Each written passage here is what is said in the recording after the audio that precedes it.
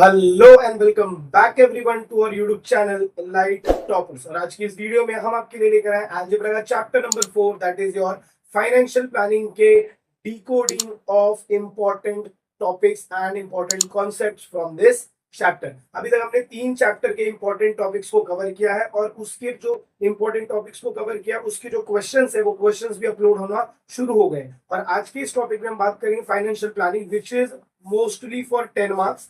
10 marks के question आएंगे। Previous 2025 में इसमें से बहुत ज्यादा क्वेश्चंस आपको मिले थे, बट हाँ इसमें से जो क्वेश्चंस मिले थे वो एक्टिविटी बेस्ड क्वेश्चंस थे। बट इस साल 2026 में आपको फाइनेंशियल प्लानिंग से अच्छे खासे क्वेश्चंस देखने को मिलेंगे। चैप्टर बहुत डिफिकल्ट होता है, बहुत डिफिकल्ट लगता है स्टूडेंट को, बट ऐसा कुछ भी नहीं है। It's a very simple chapter क्योंकि ये फॉर्मूला बेस्ड चैप्टर है। तो चलिए इनके कॉन्सेप्ट्स को हम डिकोड करते हैं और फिर उसके बाद में जब एक एक टॉपिक एक एक कॉन्सेप्ट पे वीडियो आएगी तब आप मुझे बताना कि चैप्टर डिफिकल्ट है कि इजी है। तो इंपॉर्टेंट टॉपिक की अगर हम बात करें तो इसमें जो फर्स्ट टॉपिक इंपॉर्टेंट होता है वो हमको ये समझना होता है कि यहाँ पर हम बात किसकी कर रहे हैं। तो हम जीएसटी की बात करें, इसकी बात करते हैं भाई। तो जीएसटी, अब जीएसटी में भी हमारे पास दो टॉपिक। कभी कभार आपको यहाँ पर दिया रहेगा रेट ऑफ जीएसटी, रेट दिया रहेगा। अगर रेट दिया है तो परसेंटेज में दिया रहता है और उस रेट को हमें कन्वर्ट किस में करना पड़ता है भाई, तो amount of GST and amount of GST will get in rupees. इतना याद रखना, रेट ऑफ जीएसटी हमेशा देंगे और उसको हमें कन्वर्ट करना पड़ता है किसमें, अमाउंट ऑफ जीएसटी। दोनों में फर्क है, रेट बोला तो परसेंटेज, अमाउंट बोला तो रुपीज। और यही जो जीएसटी है, this GST will be divided into 3 parts. इसको हम बोलेंगे CGST that is central goods and service tax, फिर बोलते हैं SGST that is state goods and service tax. और कभी कभार ये स्टेट को नहीं यूज करके हम यहाँ पर यूज करते हैं UT GST that is union territory GST tax. तो जहां पर जो स्टेट नहीं है वो यूनियन टेरिटरी है, अगर वो यूनियन टेरिटरी है तो वहां पर यूटी जीएसटी है। इसके बाद यहाँ पर इसके फर्स्ट बोलते ना जो टॉपिक है, मेन टॉपिक है दैट इज वो जीएसटी वाला टॉपिक है। और जीएसटी हमेशा किसके ऊपर लगता है तो भाई तो टैक्सेबल वैल्यू के ऊपर ही लगता है।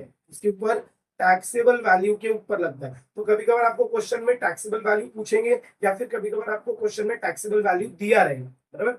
उसके बाद एक जो लास्ट क्वेश्चन यहाँ से पूछते हैं first, that is your customer amount of customer, या फिर आप ऐसे लिख सकते हो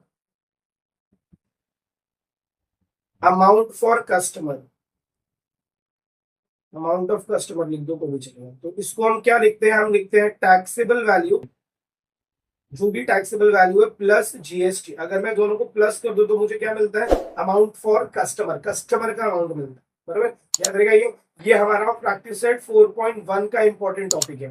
कहाँ का बताया मैंने, क्यों ये प्रैक्टिस सेट 4.1 का। अब जब मैं जीएसटी पे क्वेश्चन सॉल्व करवाऊंगा तो पहले मैं ऐसे क्वेश्चन सॉल्व करवाऊंगा जिसमें हम रेट से जीएसटी मतलब रेट से अमाउंट में जा रहे हैं, फिर ऐसे क्वेश्चन करवाऊंगा जिसमें अमाउंट से रेट में जा रहे हैं। तो ये तुम्हारा टॉपिक क्लियर हो जाएगा। फिर उसके बाद मैं जीएसटी को स्प्लिटिंग बताऊंगा, सीजीएसटी एसजीएसटी और आपका यूटी जीएसटी में कैसे आप इसे स्प्लिट कर दो। और लास्ट में बात करेंगे कि टैक्सेबल वैल्यू अगर दिया रहता है तो कैसे सॉल्व करना है, टैक्सेबल वैल्यू नहीं दिया है तो कैसे सॉल्व करना है, अमाउंट फॉर कस्टमर पूछा है तो कैसे सॉल्व करना है, और दिया है तो कैसे, बराबर। तो ऐसा अगर आपने कर लिया तो आपका प्रैक्टिस सेट 4.1 का सारा क्वेश्चन क्लियर आउट हो जाने वाला है। इसके बाद जब हम आगे बढ़ेंगे तो प्रैक्टिस सेट 4.2 में हम सिर्फ दो टॉपिक की बात करेंगे। सबसे पहला हम यहाँ पर बात करते हैं आईटीसी का, इसको बोलते हैं input tax credit, input tax credit. फिर हम पढ़ते हैं ओटीसी, आउटपुट टैक्स क्रेडिट। यहाँ पर हम पढ़ते हैं इनपुट टैक्स क्रेडिट पढ़ते हैं। फिर हम पढ़ते हैं OTC that is output tax credit, output tax credit. और फिर इन दोनों को यूज करके we use a formula called as GST payable, GST payable. GST payable में क्या फॉर्मूला मेरा क्या रहेगा, ओटीसी माइनस आईटीसी। बस ये प्रैक्टिस सेट पे आपको सिर्फ ये एक फॉर्मूला याद रखना है और इसके साथ साथ आपको टेबल याद रखने हैं जिसके अंदर हम बी टू बी का टेबल पढ़ते हैं या फिर सी बी टू सी का, मतलब बी टू बी मतलब बिजनेस टू बिजनेस और बी टू सी मतलब बिजनेस टू कंज्यूमर। इसी को हम बोलते हैं टैक्स इनवॉइस। तो कभी कभार ये टैक्स इनवॉइस भी फिलअप करने को हमें क्वेश्चंस दिए जाते। इसके बाद जो हमारा नेक्स्ट प्रैक्टिस सेट आता है दैट इज और प्रैक्टिस सेट 4.3। जब मैं प्रैक्टिस सेट 4.3 में एंट्री लेता हूँ तो इट इज वेरी बोले ना सिंपल भी है, कॉम्प्लिकेटेड भी है और प्लस इंपॉर्टेंट भी है। सिंपल कैसे, क्योंकि फॉर्मूला अगर आपको वैल्यूज पता है तो फॉर्मूला फटाफट लगाओगे, आंसर आ जाएगा। बट कॉम्प्लिकेटेड क्यों है, क्योंकि अगर फॉर्मूला भूल गए तो फिर कुछ नहीं हो सकता। तो चलिए इसमें हम फाइंड करते हैं एक ही पार्ट, दैट इज ROR। सारा गेम इसी का है। इसी को हम क्या बोलते हैं, रेट ऑफ रिटर्न। क्या बोलते हैं, रेट ऑफ रिटर्न। बट अगर मैंने इसके 2-3 क्वेश्चन आपको सॉल्व करवा दिए तो फिर याद रखना कि आपको ये टॉपिक कोई भी मतलब बोलते ना, कभी भी आप इस टॉपिक को भूलोगे नहीं। रेट ऑफ रिटर्न का जो मेरा फॉर्मूला होता है, ROR का जो मेरा फॉर्मूला होता है, वो होता है total dividend. Total dividend upon sum invested. ये सब लिख के रखो और ये नेक्स्ट जब आप वीडियो देखने बैठोगे तो इसको रिवाइज करके रखो। जब हम सम इन्वेस्टेड की बात करते हो, इसकी बात करते भाई, तो सम इन्वेस्टेड की बात करते हैं। कभी कभी इसको टोटल इन्वेस्टमेंट भी बोला जाता है। ये हमारा होता है market value into number of shares.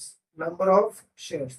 तो कभी कभार मुझे क्वेश्चन देके सिर्फ पूछेंगे भाई टोटल इन्वेस्टमेंट बोलो, तो टोटल इन्वेस्टमेंट के लिए मेरे पास क्या होना चाहिए, मार्केट वैल्यू होना चाहिए और नंबर ऑफ शेयर होना चाहिए, बराबर। और ये सब क्वेश्चन में गिवन होता है, डोंट वरी कि ये कहां से आएगा कहां से नहीं आएगा, ये सब क्वेश्चन में गिवन होता है। जस्ट बात ये रहती है कि आपको आइडेंटिफाई करना है कि कौन सा वैल्यू नंबर ऑफ शेयर है, कौन सा वैल्यू मार्केट वैल्यू है। सब इन्वेस्टेड के बाद जो नेक्स्ट है that is total dividend. Total dividend के लिए सबसे पहले हमें निकालना पड़ता है डिविडेंड पर शेयर। क्या निकालना पड़ता है, डिविडेंड पर शेयर। ये होता है हमारा face value into percent of dividend. Percent of dividend. ये करने के बाद मेरे को मिलता है डिविडेंड पर शेयर। अब मैं क्या करूंगा, डिविडेंड पर शेयर से निकालना मेरे को टोटल डिविडेंड। क्या निकालना है, टोटल डिविडेंड। तो टोटल डिविडेंड का मतलब क्या रहेगा, dividend per share. Dividend per share multiply by number of share. तो यहाँ से तुम्हें टोटल डिविडेंड में मिल जाएगा और यहाँ से सम इन्वेस्टेड। जब आप दोनों को डिवाइड कर देंगे तो आपको क्या मिल जाएगा, रेट ऑफ रिटर्न। पूरा प्रैक्टिस सेट 4.3 का कहानी ही यही है, बराबर। और यहाँ पर एक 1 मार्क्स का क्वेश्चन आपको पूछते हैं किसके ऊपर, मार्केट वैल्यू, फेस वैल्यू। इनको यूज करके हम 3 टॉपिक बताते हैं। एक बताते हैं प्रीमियम, एक बताते हैं डिस्काउंट और एक बताते हैं एट पार। तो ये भी मैं आपको करवा दूंगा जब हम क्वेश्चन प्रैक्टिस करना शुरू करेंगे तब।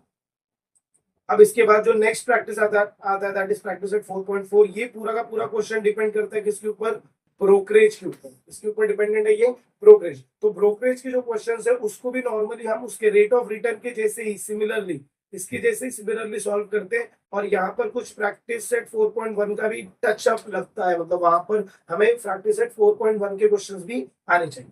तो आई होप आपको ये डिकोडिंग समझ में आई रहेगी कि इसमें हमें क्या कौन से क्वेश्चंस करने और कितने करने। ये सब इसके इंपॉर्टेंट टॉपिक्स है। अगर क्वेश्चंस आ रहे हैं तो यहीं से आएंगे और यहाँ से ना कुछ बेसिक्स 1 मार्क्स के क्वेश्चंस आते हैं। जैसे आपका जो पैन नंबर होता है उसका कितना डिजिट होता है, फिर जीएसटी इन जो नंबर उसमें कितना डिजिट होता है, ये सारे नॉर्मल क्वेश्चंस भी पूछे जाते हैं। तो जब हम एमसीक्यूज करेंगे तो ये भी मैं आपको उसमें बता दूंगा। तो आई होप आपको ये टॉपिक समझ में आ रहेगा, ये चैप्टर में क्या क्या इंपॉर्टेंट टॉपिक्स आपको कौन से क्वेश्चंस करने हैं वो समझ में आ रहे हैं। तो अगर आपको वीडियो पसंद आई तो प्लीज वीडियो को ज्यादा से ज्यादा अपने फ्रेंड्स के साथ शेयर करें। 5 फ्रेंड्स के साथ तो शेयर करिए ही करिए, क्योंकि बेचारे उनको भी उनकी भी हेल्प होगी। और मिलते हैं अगले वीडियो में इसके आगे के चैप्टर के डिकोडिंग के साथ। तब तक के लिए have a good day and take care.